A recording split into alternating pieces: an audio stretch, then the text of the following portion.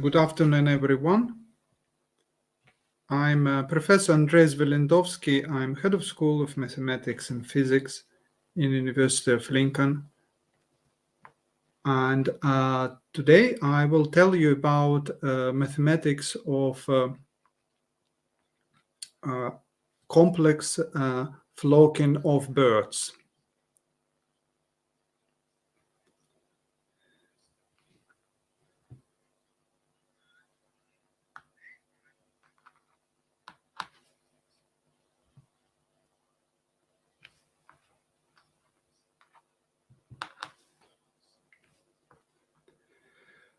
You see my slides on the screen, and the image which you have on the first slide shows a famous phenomenon, which is flocking of starlings, which happens every year in many parts of the world. And this particular photograph is made by one of my students who were doing projects and was doing a mathematical description of this phenomenon. As a accompanying part, decided to just to show how this phenomena look like. Just let me see if you can see it on the screen. I think it's not completely showing correctly. Just let me share it again.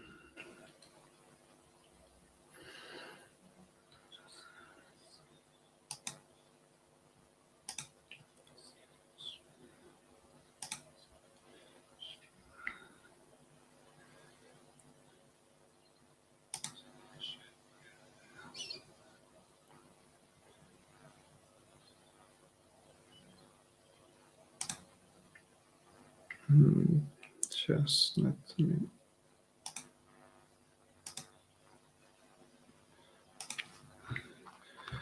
Let me see the slides showing again back on the screen.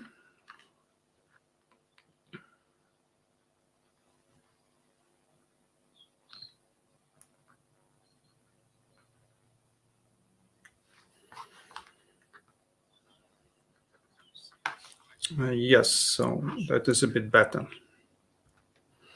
So now I will show you a short video of the phenomenon of flocking of starlings, which was some years ago on BBC, and this particular phenomenon happened in Italy.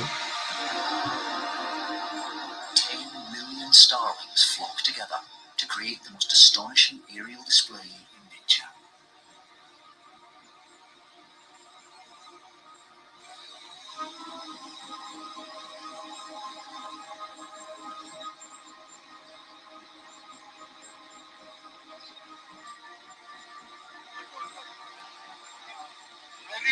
L'ho riprese. Non mantenere pigliare.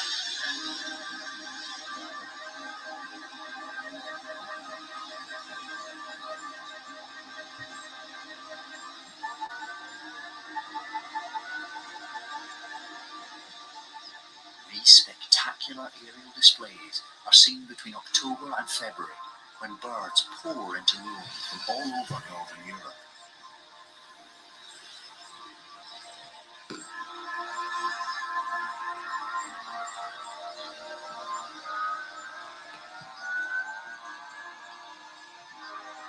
To create such a perfect synchrony, it was one. Now I will show you another manifestation of behavior when not birds, but fish come in large schools, and they exhibit also complex collective behavior.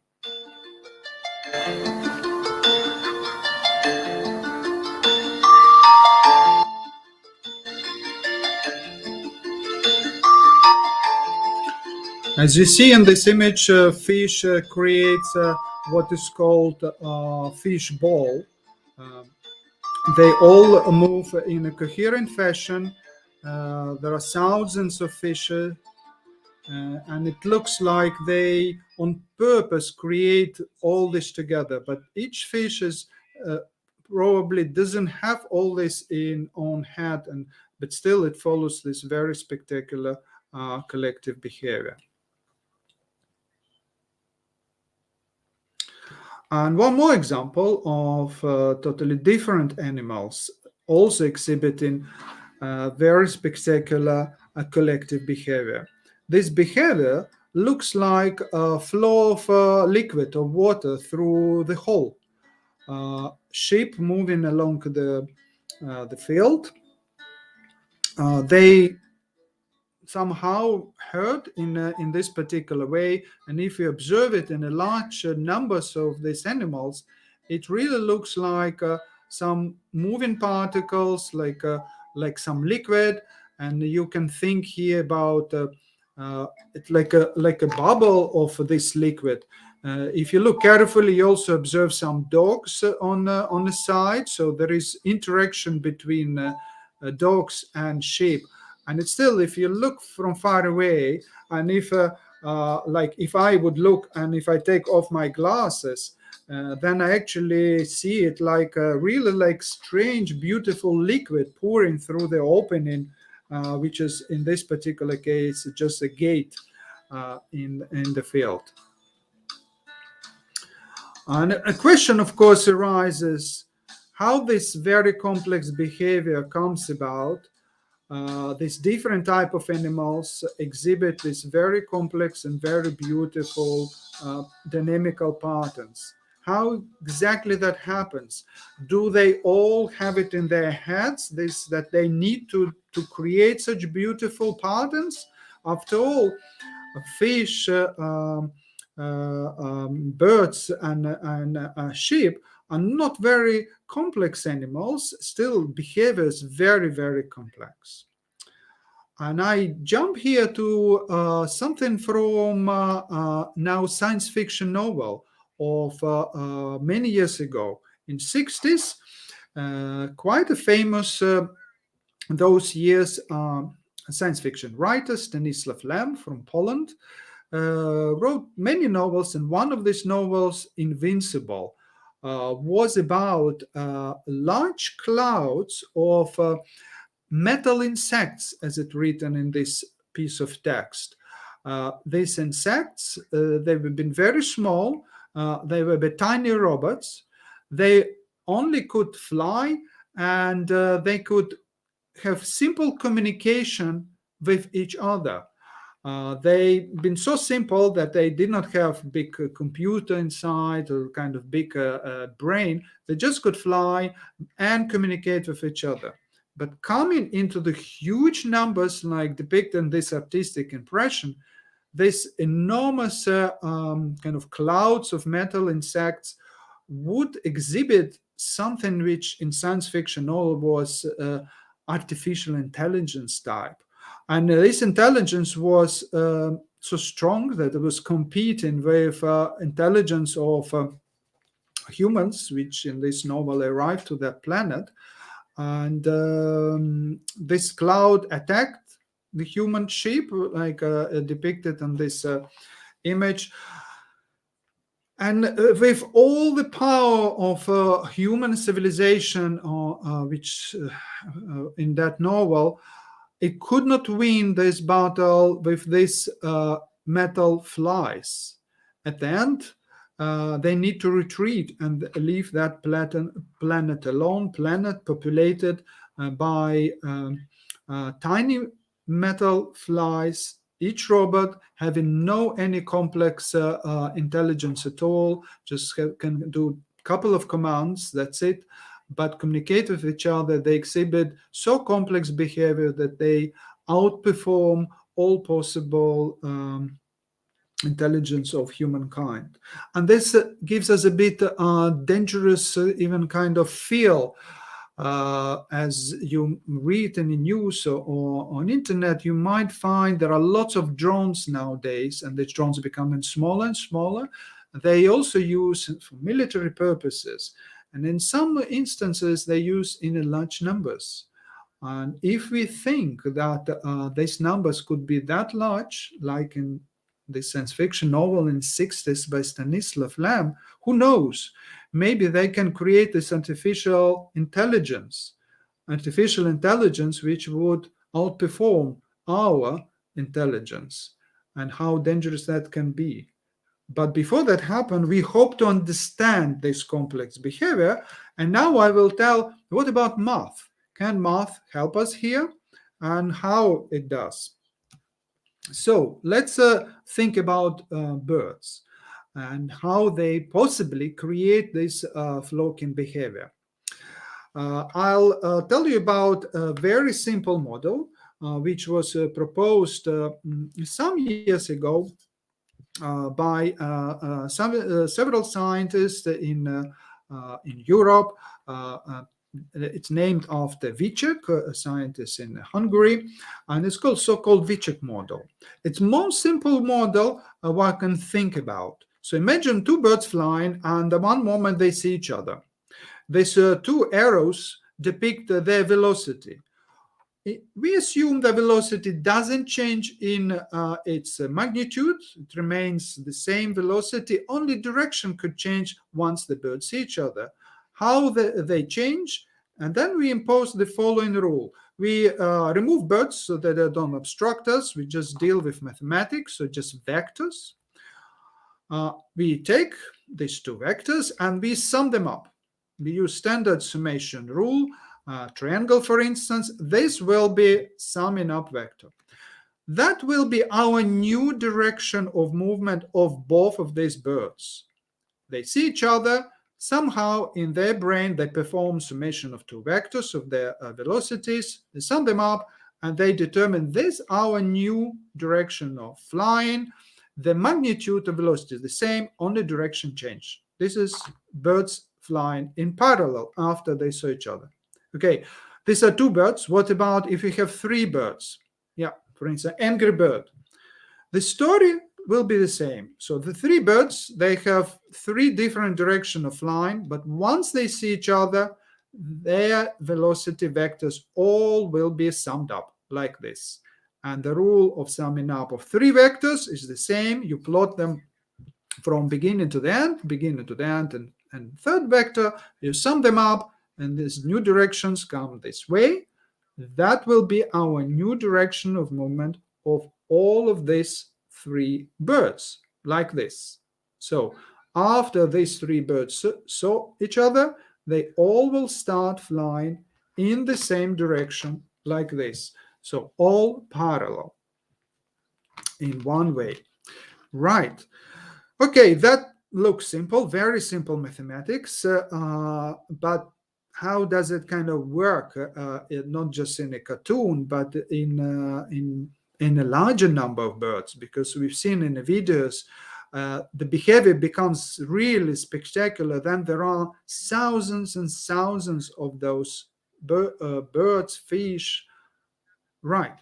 For that, we try to open this computer simulation software.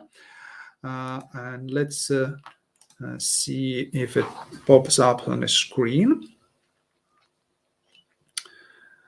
Just see this particular software developed in United States by Sam Andrei, and it tells you that people in whole world actually interested in this fascinating behavior.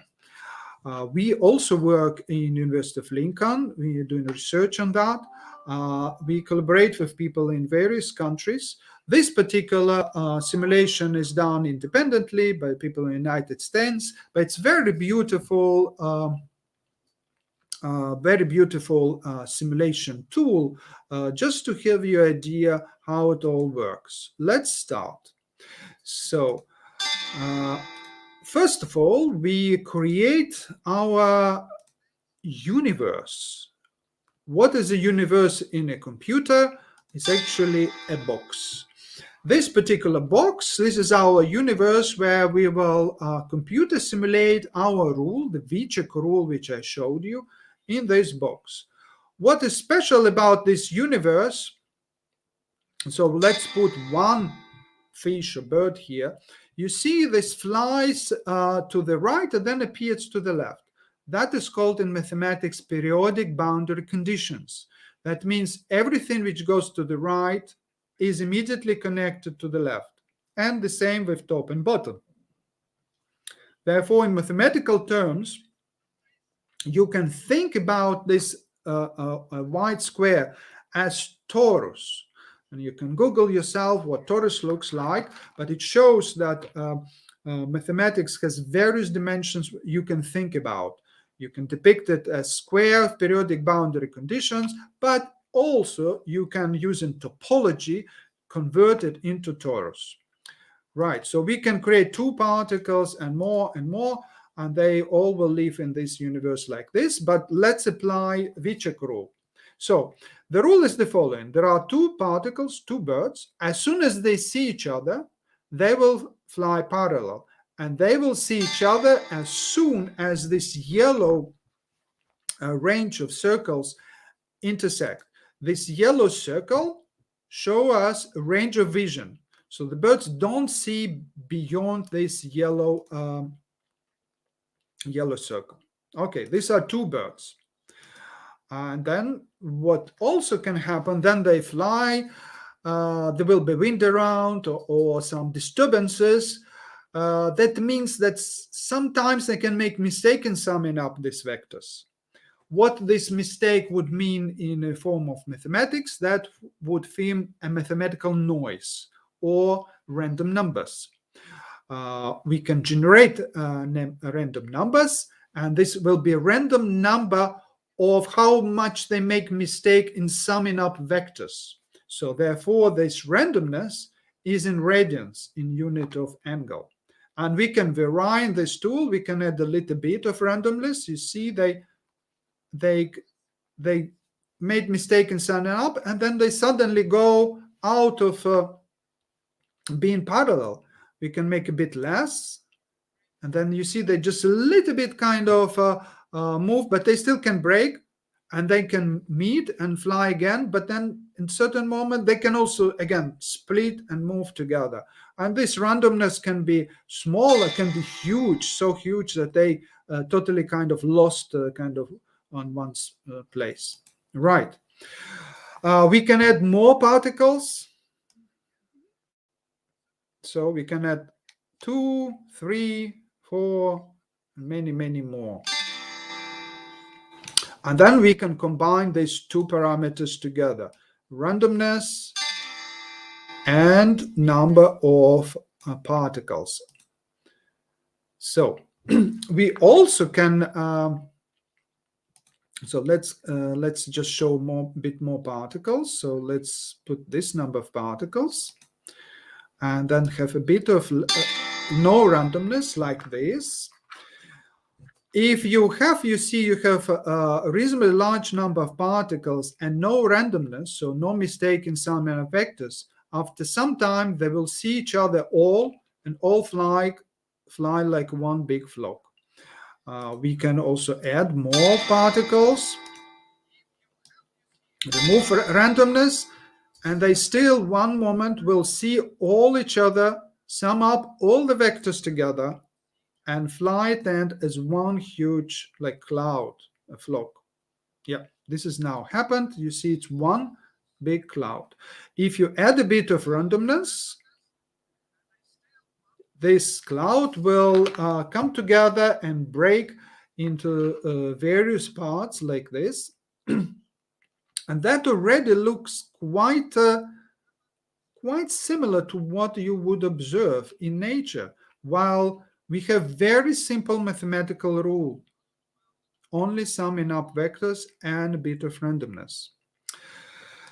What we also can do, we can show this range of vision, which helps us to understand how we actually sum up all these vectors. But we also can remove it, because when we observe a fish, a bird, or animals, we have no idea what exactly they're doing, how they're calculating.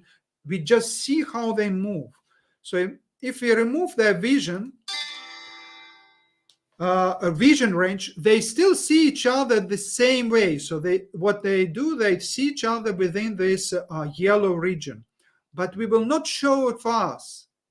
Therefore, as observer, we will just see this behavior.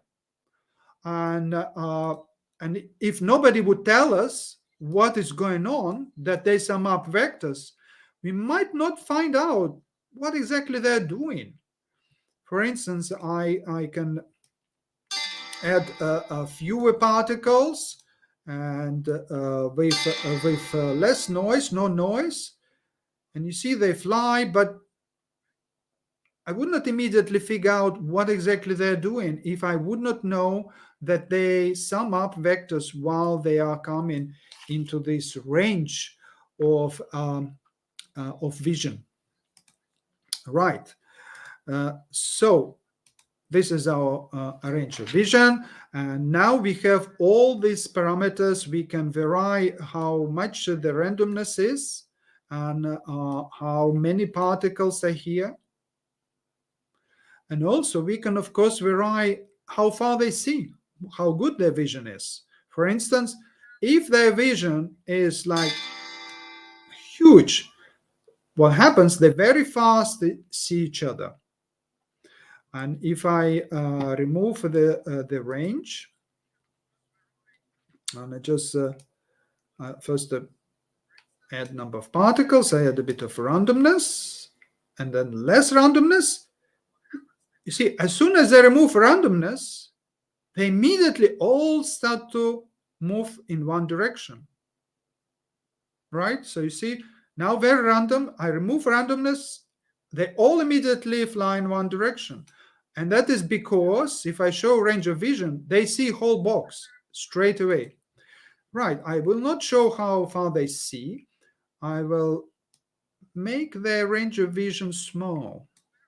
Now I do the same trick. I increase randomness, so they lost orientation, and now I remove randomness to 0. And you see, it takes a while. Sometimes they see each other, then they can start to fly parallel, but there are several of these groups moving. And already quite a while passed, but there are still several groups moving. And why that? Because if I show how far they see each other, you see the vision range is very, very small. They if it would be me taking off glasses, I would see less. If I put glasses, I see more. So I can vary this vision range, and by that I can change their behavior. So let's do the same. Let's put range like this, a bit larger, and then I remove it so I don't show it, but the range is there. And I first make randomness like this, and I remove randomness. You see it with a finite range, they take a bit of time, they see each other, but it's reasonably fast they find each other. So let's try again. Several flocks, and then there are 2, and now they all saw each other. It happens with a bit of time, but still happens. If I have a zero vision, totally zero vision, so they don't see each other, then you can wait long and nothing will happen. They will not come together, even if they cross each other, because the vision is 0, they not sum up vectors, and then just move randomly and randomly and randomly. And that's it. I'll show the range of vision. So you see, I click here or unclick here, nothing changes because they don't see each other. But as soon as I increase a little bit of vision range, They start seeing each other and they come together and they exhibit their collective behavior. Right. This was this demonstration tool. You can find this tool if you rewind the video back later on. You can see the name of the file, and if you put in Google, it will find this file. You can play yourself. It's very beautiful simulation tool from United States. Yeah, thank you very much. So with that, we've done with this simulation. So again, if you want to play it, you just type the name of this file in Google and it will find for you. You can play for yourself. Now I will show you example in 3 dimensions, and this particular example made in University of Lincoln by our research student, a doctorate student, Benita Della Valle Raus, together with Associate Professor Dr. Fabian Payusson and myself. We put a similar rule, but we modified the rule. We thought they not just summing up vectors and fly in parallel. They also fly to follow the leader. And first bird follows the leader, and then next bird follows the second, and so forth. And we've done it also in 3 dimensions, not in 2, like in the simple demonstration showed before, but in 3 dimensions. And we'll see what happens. So each of these small triangle is a mathematical representation of fish or bird flying randomly. We put this particular rule, and this is what we observe.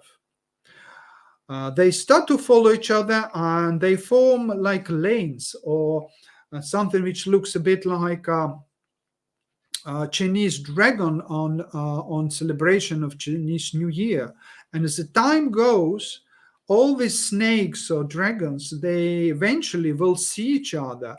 And at the end, it will be just one very long snake moving around in 3 dimensions. Why we modified this rule? Because in reality, we don't know what birds are doing. Are they some up vectors, or maybe they're doing some integration, or maybe they do some other mathematical or whatever operation. We don't know. We, as mathematicians, can try to invent the rule, observe reality, and try to explain it. What we observe in your screen now look like this snake, but it's also very similar to what would happen on a 2-dimension with ants. Ants actually follow such snake. So in our case, we kind of created on a computer using simple mathematical model, like ants would move in 3 dimensions. And one could modify these rules and try to compare with reality and explain reality. One also can create robots and then put rules inside of these robots and then see what will happen. That also is done. University Massachusetts Institute of Technology, they created thousands of small robots with small function. They only can see each other, communicate, and they can move on the plane. They cannot fly, they can only move, and they already exhibit very spectacular behavior. And we need to, as then science develops, we need to keep in mind that we need to be careful, because as in that science fiction novel by Stanislav Lem, if you're not careful, a disaster also can happen. Right. I also can tell that it's possible, instead of just using simple rules and put them in a computer, one also can study this behavior with help of very complex mathematical equations. I will not go into this detail. That was done in collaboration of myself and people in Norway and Netherlands and Ukraine, when we derived a set of equations. A complex equation, you see inside there is sign of integral, there are sign of derivative. They call integral differential equations, some of them just differential equations.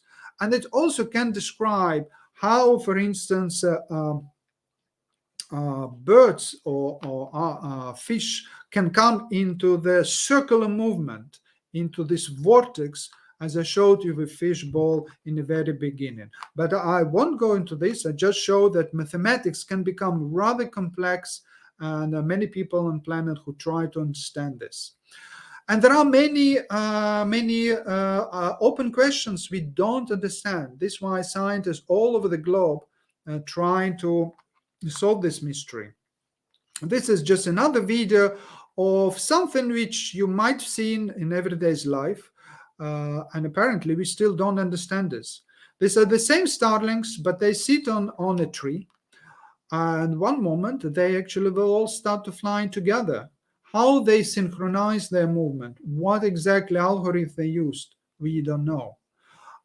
What is known that they cannot see all each other very well through the branches of tree and some leaves left. Still, very synchronous movement will happen, and you will see it here.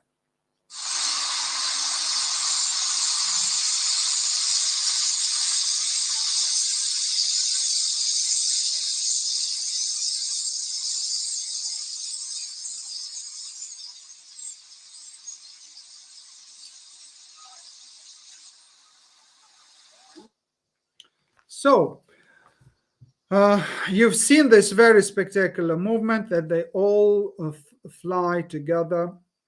And with that, I finish my talk. I thank you for listening. I'll try to stop sharing my slides. And if you can put any questions in the live chat.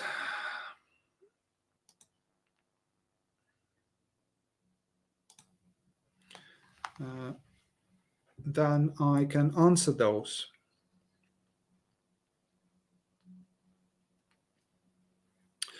And I see in live chat there's a good question from Rangopal Agrawal. Is there any critical value of noise around which an order-disorder transition can be obtained? This is actually a very good question. Because it tells some phenomenon in physics, in particular in statistical mechanics, that there are phase transitions. Phase transitions are basically when there is something, a phase we determine, for instance, with some people describe with so-called order parameter, and there is another phase distinct from that one. And it could be transition between those two. In this particular question, it mentioned order disorder because then the birds are not in a flocking state. That can be said they all fly randomly. It's a disorder. And then the birds are in ordered state. Then they can be, that is ordered state. And there is transition when they see each other, that transition occurs. In this situation, when one talk about phase transition, there is certain parameters which plays role, which one changes when transition occurs. For instance, a temperature is very typical parameter. When we heat water, we get transition from liquid to vapor. Or we cool down water, we can transition from liquid to crystal, so the water this parameter. It can be other parameters, can be pressure, and so on. In this particular case, noise indeed is a parameter, and one can make a parallels between noise and what is known in physics, in theoretical physics, critical behavior of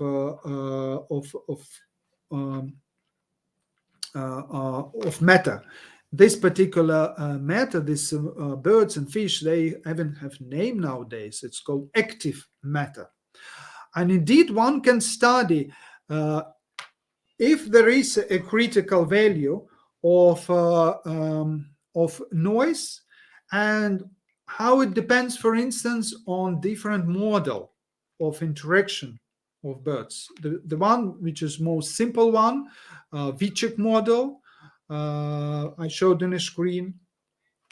If you try to perform that computer demonstration which I showed before, there is a second part which I did not show, but it's more advanced because it goes about correlation functions. And this, with these parameters, you can check for yourself if there is critical value of noise when actually transition occurs. I'm looking if there are any more questions. Seems no more questions today. Therefore, I thank you very much for listening my presentation.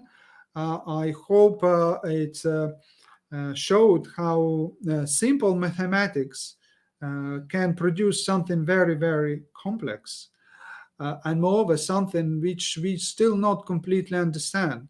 There are people all around the world in various countries, from Japan, India, China, Russia, Ukraine, Europe, America, when people try to work on various models. Sometimes they collaborate with each other. And here, University of Lincoln, we also have research and active matter when we also try to contribute in understanding of the complex collective behavior of birds, fish, flocking, using mathematics and computation tools. Thank you very much for coming and listening to my talk. Bye.